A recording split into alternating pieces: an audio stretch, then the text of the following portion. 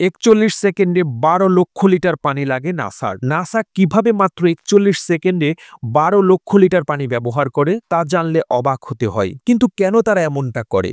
চলুন সহজভাবে বিষয়টি জেনে নেওয়া যাক। রকেট উৎক্ষেপণের সময় প্রচণ্ড শব্দ ও তাপ তৈরি হয়। এই তাপ এতটাই বেশি হয় যে রকেটের নিচের মাটি আগুনে গরম হওয়া পাত্রের মতো দেখতে শুরু করে। এমনকি এই তাপ মাটিকে ক্ষতিগ্রস্ত করতে পারে এবং আশপাশের স্থাপনাগুলোরও ক্ষতি করতে পারে। তাছাড়া রকেটের নির্গত শব্দ ভয়াবহ। এই শব্দ এত জোরে হয় যে মানুষের কানেরও এর প্রভাব পড়তে পারে এবং আশপাশের এলাকার ভবনগুলো কেঁপে উঠতে পারে। তাই এই সমস্যাগুলো সমাধানের জন্য নাসা একটি বিশেষ ব্যবস্থা নিয়েছে। এই ব্যবস্থার নাম সাউন্ড সাপ্রেশন সিস্টেম। এই সিস্টেমে রকেট উৎক্ষেপণের সময় একটি বিশাল ফোয়ারার মাধ্যমে প্রচুর পরিমাণে পানি রকেটের নিচে ছেড়ে দেওয়া হয়। এই পানির মূল কাজ হল রকেট থেকে নির্গত শব্দ তরঙ্গ শোষণ করা এবং তাপকে ঠান্ডা করা। যখন রকেট উৎক্ষেপণ হয় তখন প্রচণ্ড শব্দ ও তাপ নির্গত হয়, যা মাটির তাপমাত্রা অস্বাভাবিকভাবে বাড়িয়ে তোলে। এই পানি প্রবাহ সে তাপকে দ্রুত ঠান্ডা করে দেয় এবং শব্দের প্রভাব কমিয়ে আনে। রকেট উৎক্ষেপণের সময় তৈরি হওয়া এই তাপ ও শব্দ যদি নিয়ন্ত্রণ করা না হয়, তাহলে শুধু মাটি নয়,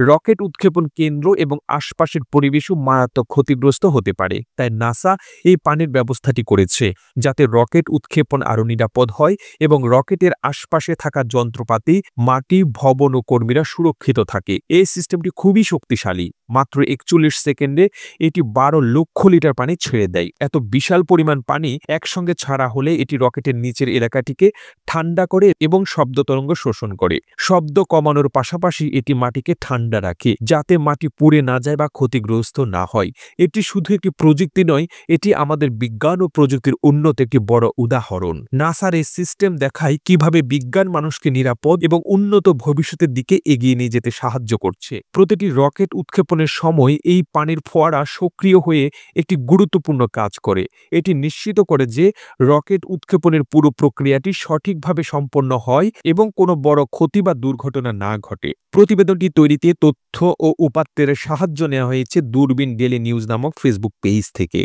আর এতক্ষণ আপনারা সঙ্গে ছিলেন বিশ্ব বাংলার। সেই সাথে আপনি বাংলাদেশের কোন জেলা থেকে এই ভিডিওটি দেখছেন আমাদের কমেন্ট করে জানান। আমরা পরবর্তী ভিডিওতে আপনাকে ধন্যবাদ জানাতে ভুলব না। এতক্ষণ বিশ্ব বাংলার সাথে থাকার জন্য অসংখ্য ধন্যবাদ।